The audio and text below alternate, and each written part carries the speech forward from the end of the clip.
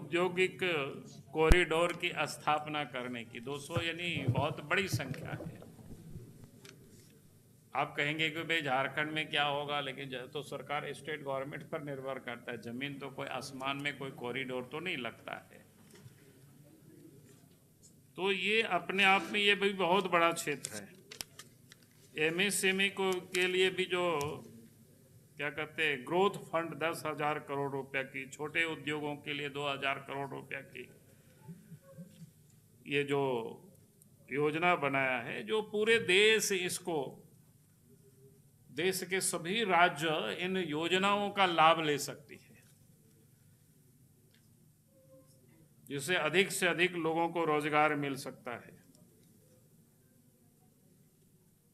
और आप सबने सुना कि जिस पर जोर अधिक दिया, एक तो जैसे हमने कहा कि फार्मास्यूटिकल, बायो ये में, और उसके बाद आप सबने देखा होगा कि भारत को मेडिकल टूरिज्म हब बनाना। तो ये झारखंड सरकार भी इसका लाभ ले सकती है। झारखंड की आबो हवा बहुत ही अच्छी है, प्राकृतिक सुंदरता भी है।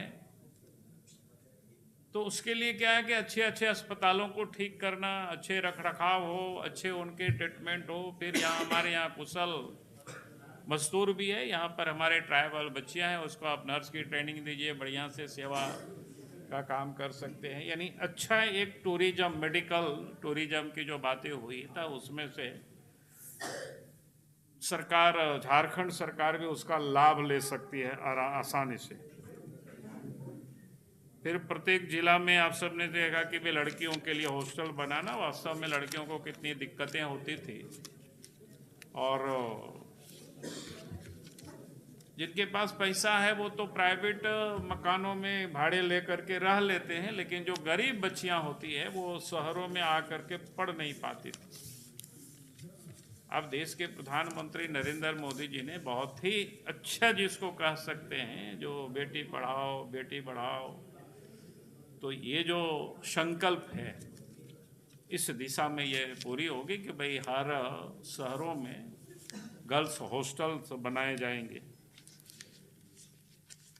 फिर उसके साथ साथ आप सबने कई चीज़ें देखें कि दवाएं वगैरह बिल्कुल सस्ती है। 17 ऐसी दवा है या 7 असाध्य जो बीमारी है, जिसमें से एक तो कैंसर बीमारी का भी पता, कैंसर की है या फिर शुगर की है, जो आज बहुत संख्या में लोग आज पीड़ित हैं। इन सारे दवाओं को भी सस्ते किया गया। तो मैं ये कह सकता हूं कि इस प्रकार से दिव्यांगों के लिए भी चिंता की गई है। तो मैं कह सकता हूं कि ये बजट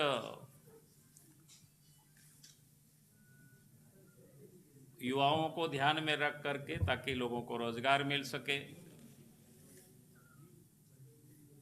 महिलाओं को ध्यान में रख करके, किसानों को ध्यान में रख करके, और एक शब्द में कहेंगे कि भारत को विकसित भारत बनाने की दिशा में ये बढ़ता हुआ ये कदम है। और इसके सराहना जितना भी की जाए वो कम है। और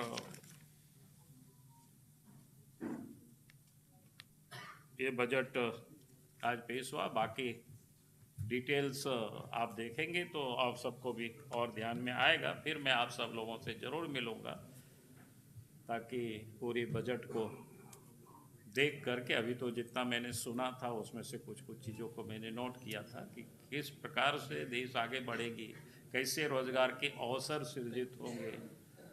फिर एक चीज़ और, तीर्थ स्थल को भी विकसित करने की उन्होंने बात की है, छोटे तीर्थ स्थल को।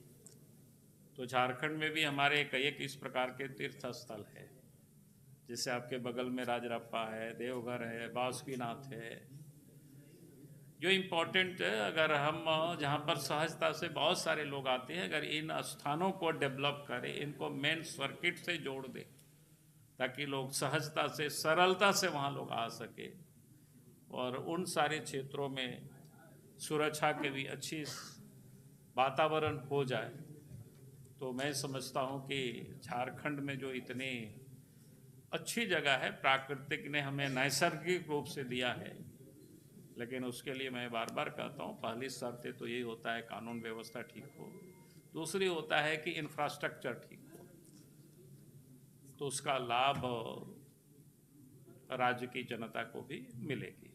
बहुत बहुत धन्यवाद।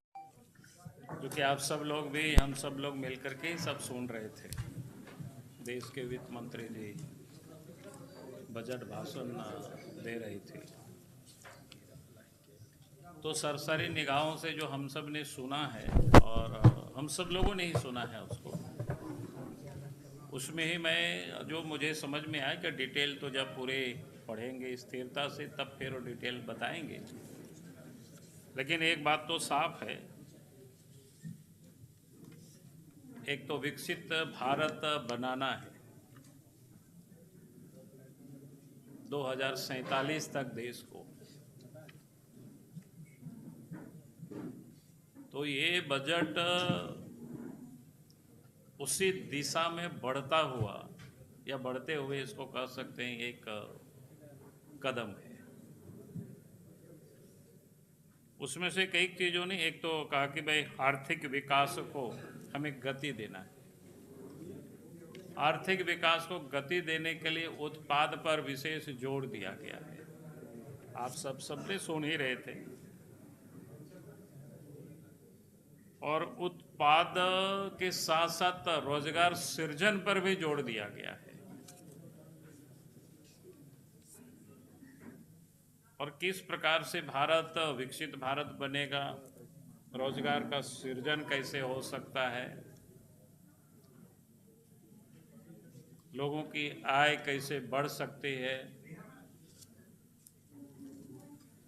तो इन सारी चीज़ों पर ध्यान दिया गया है। एक तो आप सब ने देखा कि बायो फार्मा को मजबूत करने के लिए, यानी एक प्रकार से दवा की जो, माने जिसको ठेठ भाषा में मैं कह रहा हूँ कि दवा के उद्योग को, यानी उसके प्रोडक्शन उत्पादन के हब को भारतवर्ष में बनाना, ये बहुत बड़ी बातें हैं। उससे क्या होता है कि एक तो यहाँ हब बनेगी तो स्वाभाविक रूप से रोजगार के अवसर भी पैदा होंगे, और यहाँ से बाहर को एक्सपोर्ट करेंगे तो फिर विदेशी मुद्रा भी आएगा। फिर उसी पर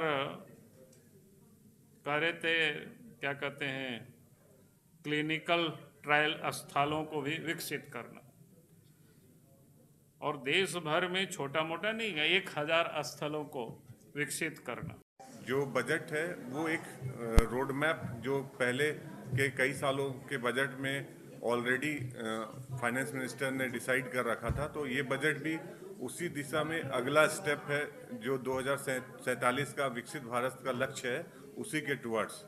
बाकी जैसे इनकम टैक्स में अलग अलग जो काफ़ी रिलीफ पिछले बार ही दे दी गई थी, वही रिलीफ इस बार कंटिन्यू हो रही है, तो इसलिए डायरेक्ट टैक्स के स्लैब में बहुत ज़्यादा बदलाव नहीं किया गया इस बार, लेकिन कई छोटी छोटी चीज़ें हैं जिनको ध्यान में रखते हुए उसको ठीक किया गया। जैसे इनकम टैक्स में पहले मैन पावर जो सप्लाई करते थे उनको कई जगह 10% TDS कटता था, कई जगह 1% कटता था, तो वो क्लेरिफिकेशन भी मैडम की तरफ से आज स्पष्ट आया कि जो मैन पावर सप्लाई है उसमें 1% TDS कटेगा।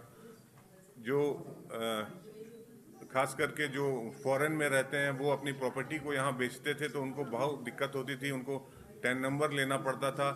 अब वो भी स्पष्ट अपने भाषण में मैडम ने बताया कि अगर कोई फॉरेन में रहते हैं जिनकी प्रॉपर्टी यहाँ अगर वो बेचते हैं तो उनको 10 नंबर लेने की नीड नहीं है। इसके अलावा कई चीज़ें हैं जो सरलीकरण किया है मैडम ने, और बाकी जैसे झारखंड में तेंदू लीव्स जो है वो झारखंड का सबसे ज़्यादा यहाँ पे उत्पादन होता है, उसमें भी TCS को 2% घटा के किया गया है जिससे झारखंड को फ़ायदा होगा। और एक फ़ायदा और जो डायरेक्ट टैक्स में होने वाला कि पहले 20% प्री डिपॉजिट, अगर आपका असेसमेंट में कोई भी डिमांड खड़ी हो गई है, सपोज 10 लाख रुपए डिमांड खड़ी हो गई है, तो आपको 20% पहले जमा कराना पड़ता था, तभी आप अपील में जाते थे। अब उस 20% को घटा के 10% कर दिया गया है, तो उससे भी काफ़ी फायदा होगा जो टैक्स डिस्प्यूट्स है उसको सॉल्व करने में। और जो फॉरेन एसेट्स को डिस्क्लोज करने की स्कीम लाई गई है, ये भी काफ़ी अच्छा बेनिफिट देगी सरकार को भी। और बाकी अलग अलग एमएसएमई में जो इन्वेस्टमेंट होगा उससे जो युवा वर्ग के रोजगार उपलब्ध होंगे। 5 यूनिवर्सिटीज़, कैंपस यूनिवर्सिटीज़ का भी जो उल्लेख किया गया है, उससे भी युवाओं को काफ़ी फायदा होगा। धन्यवाद।